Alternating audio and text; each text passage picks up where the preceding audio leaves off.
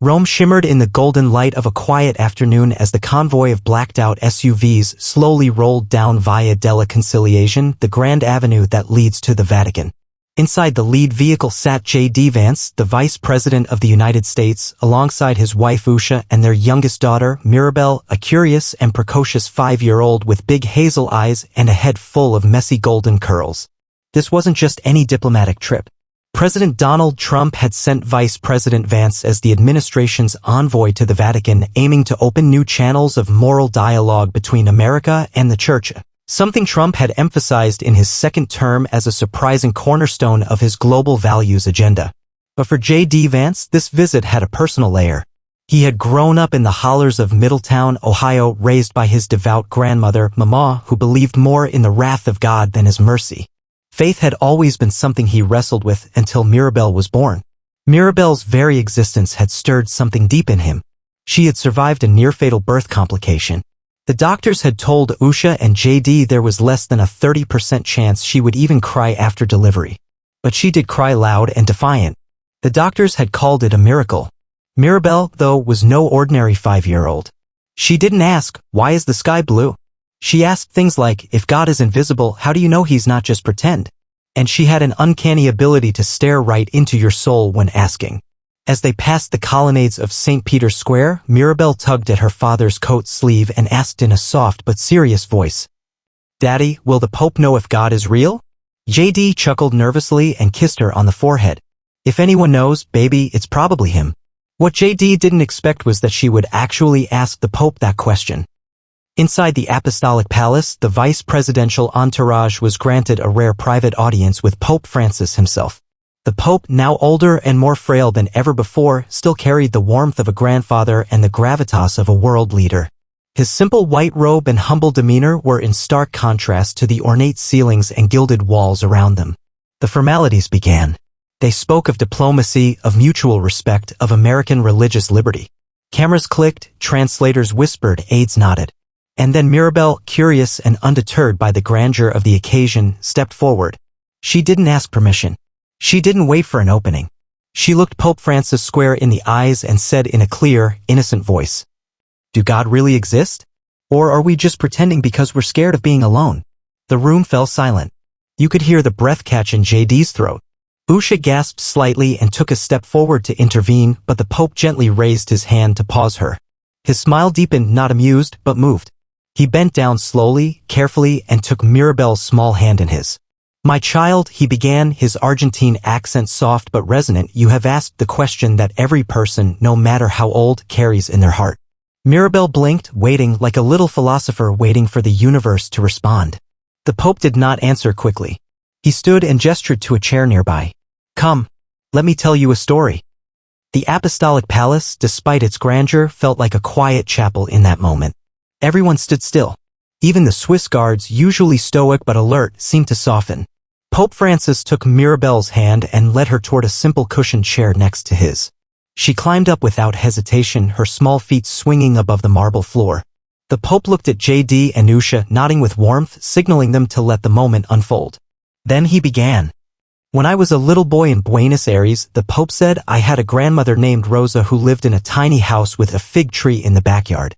Every day after school I would visit her. And every day she would give me a fig and ask me one question: did you notice God today?" Mirabel furrowed her brows. "Like, in the sky?" The Pope smiled. "Sometimes, yes. But other times in the face of a beggar, or in the way the sun warmed my back, or when someone forgave me when I didn't deserve it." He paused, letting her absorb it. "One day I told her, no, I didn't see God anywhere today. And she just smiled and said, then he must have been hiding in your heart." Mirabel blinked slowly. "God hides." The Pope looked down at her with eyes that had seen decades of pain and joy, war and peace, faith and doubt. "Sometimes, me Nina. God hides so that we learn how to find him. Not with our eyes, but with our love." The room was still. Tears welled in JD's eyes. Usha placed a hand on her chest. Then Pope Francis reached into his robe and pulled out a tiny wooden cross, no larger than a coin. The edges were smooth from years of wear. "This was my grandmother's," he said softly. "She gave it to me the day I told her I finally saw God in a sick friend I stayed with all night, even though I was scared. She told me, that's the day you stopped looking for proof and started being it." He placed the cross gently into Mirabel's palm. Do you feel that? She nodded. That's real. Just like your tears when you're sad. Or your giggle when your papa tickles you. That is God. He is not pretend. He is the love that lives in you, and when you give it to others, that's when he smiles the biggest. A single tear rolled down Mirabel's cheek. Then another. She didn't sob. She just sat there, silently crying, overwhelmed like something ancient had just gently knocked on the door of her soul. She whispered, "So? I already knew him." The Pope leaned forward, pressed his forehead gently against hers, and whispered back, "Yes, little one. You've always known." Behind the scenes, the Vatican's interpreter had tears streaming down her face. One of JD's security detail, a tough ex-Marine from Michigan, had turned away to hide the emotion washing over him.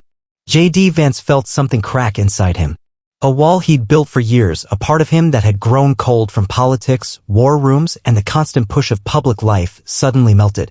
His little girl had just brought the most powerful spiritual figure on earth to speak directly to her soul, and in doing so reawakened something sacred in all who witnessed it. And none of it was planned. The moment should have ended there. A quiet, sacred exchange known only to a handful of witnesses. But miracles don't hide. A junior press aide from the vice president's team, deeply moved by what he had witnessed, posted a brief and respectful summary of the encounter on social media. Today, VP JD Vance's 5-year-old daughter asked Pope Francis if God is real.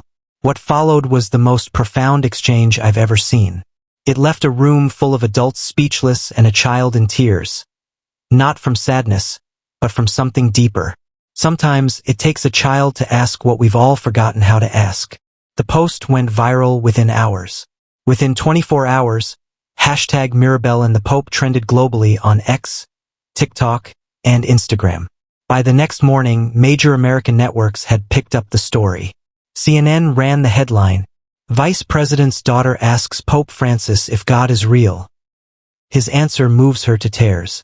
Fox News covered it too, calling it a moment of innocence and faith the nation needed. MSNBC aired a segment titled, "Faith, Power, and a 5-year-old's Question That Rocked the Vatican."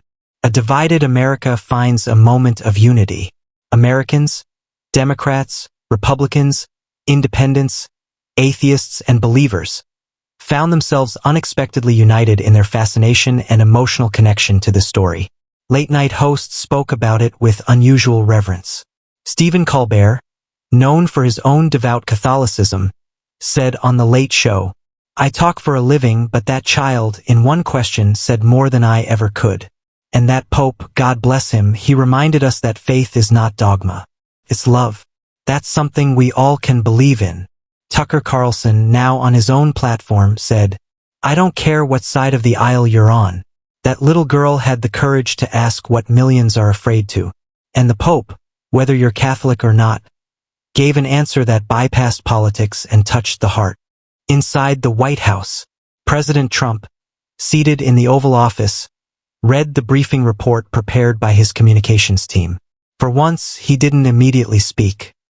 He stared at the photograph of Mirabel with the Pope, her eyes wide with wonder, the tiny cross visible in her hand. He slowly looked up and said to his chief of staff, "We should do more of this. Less arguing, more heart." His tone surprised everyone in the room. JD Vance sat alone in the guest quarters of the Vatican later that evening. He tucked Mirabel into bed hours ago. She was sound asleep, the little wooden cross still clutched in her hand. Her tear stains had dried on her cheek, but the peace on her face was undeniable. He stood before a mirror, staring at himself. Not as the vice president. Not as a rising political figure. Not even as a best-selling author. Just as a father. A boy from Ohio. A man who had once doubted everything. The Pope's words echoed in his mind. "When you give love to others, that's when God smiles the biggest." He whispered aloud, more to himself than anyone, maybe. He really does exist. And then came the letters. By the end of the week, over 500,000 letters, emails, and messages had poured into the vice president's office from teachers, priests, single mothers, soldiers, cancer patients, even inmates. They weren't political. They were personal. "My son asked the same question last week. I didn't know what to say. Now I do. I had lost my faith. That moment gave it back to me. Your daughter reminded me of my granddaughter. Thank you."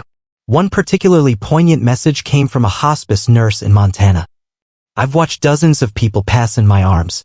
Many scared, but some smile at the end. I think that's when they see him. That little girl and the Pope, they just reminded me of why I chose this work. America had been through political battles, economic turbulence, and deep social divides.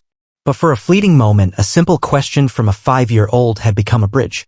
Not of doctrine, but of something deeper. 1 week later, the Vance family was back in Washington, D.C., settling into the rhythm of American life again. The headlines had quieted a little, but the impact hadn't.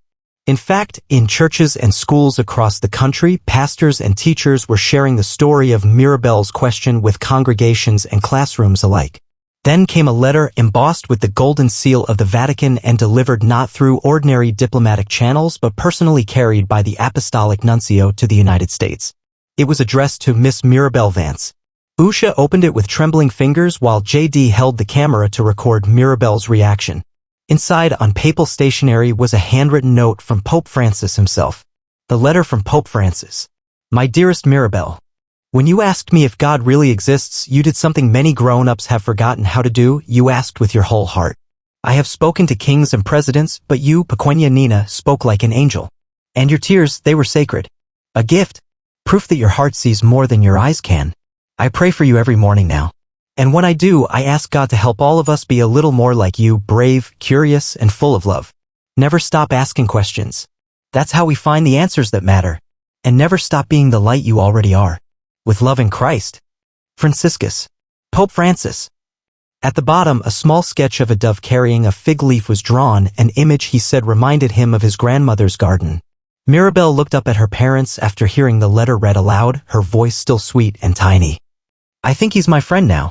JD knelt beside her, pulled her into his arms, and said, he absolutely is, sweetheart. And you made the whole world remember something beautiful. The decision that shocked the White House. 2 weeks later, JD Vance was scheduled to speak at a major conservative summit in Dallas. Everyone expected a speech about foreign policy, economic priorities, and the 2026 midterm strategies. Instead, JD did something that no one in the room saw coming. He walked on stage, holding the tiny wooden cross the Pope had given Mirabel. He paused at the podium, looked out at the massive crowd and the national cameras, and said, Ladies and gentlemen, before I speak to you as Vice President, I want to speak to you as a father. My daughter Mirabel asked a question that changed me. And the answer she received didn't just move her, it moved the world. And it reminded me why we fight, why we serve, why this nation must protect not just its borders or its economy, but its soul. He went on. Politics cannot save a nation's spirit, but kindness can. Faith can. A child's honesty can. So starting this month, I'm dedicating a portion of my vice presidential outreach to launching a nationwide program called Mirabel's Light to empower schools, churches, and community centers to teach kids how to ask deep questions and build empathy from a young age. The room erupted in applause. Even critics on the opposite side of the aisle were moved. Later that night, JD posted the Pope's letter to Mirabel on his official account alongside the words, We don't need to have all the answers, but we must never stop asking the right questions. Across the nation, in a classroom in New Orleans, a third-grade teacher asked her students to write letters to God, just like Mirabel. In a small church in Kansas, a pastor held up a printout of the Pope's letter and said, This is the kind of gospel we all need to hear. In Seattle, an atheist group held a thoughtful panel discussion titled, When a 5-year-old Moves the World, Faith, Questions, and Human Wonder. And in prisons, veterans' shelters, orphanages, and homes for the elderly, Mirabel's story was shared like a spark lighting 1,000 candles. It had been exactly 1 year since little Mirabel Vance knelt before Pope Francis and asked the question that would echo across the globe. Do God really exist? The world hadn't forgotten. April 18th was unofficially being observed as Mirabel's Day of Light. In many communities across the U.S., schools were encouraging children to ask one big question, churches rang bells at noon, and millions posted on social media with the hashtag #FaithLikeMirabel. But the most touching celebration took place not in front of cameras, not in the spotlight, but in a small, sunlit church in Appalachian, Ohio. It was JD Vance's hometown. And that day, the vice president wasn't wearing a suit. He was in jeans and a flannel, sitting in the back pew of the same church his grandmother Mama used to take him to when he was a scared little boy. Mirabel sat next to him, her legs swinging freely off the bench. Mirabel takes the mic.